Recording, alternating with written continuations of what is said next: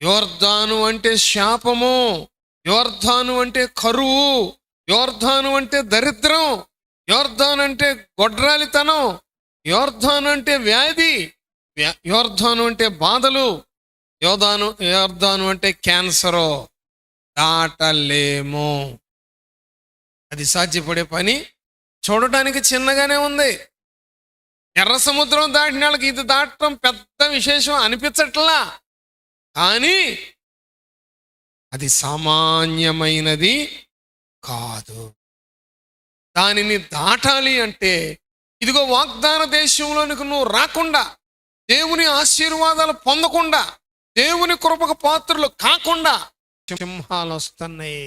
నువ్వు దాటితే ఆశీర్వాదం పొందుతావు, దాటితే మేలు పొందుతావు. నిన్ను దాటనీయకుండా అల్ప విశ్వాసము, వాగ్దానాన్ని మర్చిపోవటము, ప్రార్థన చేయకుండా, ఆత్మను పొందుకోనీయకుండా అనేక రీతులుగా నిన్ను బలహీనపరచు దురాత్మ శక్తులు నిన్ను వెంటాడుతూ ఉంటాయి.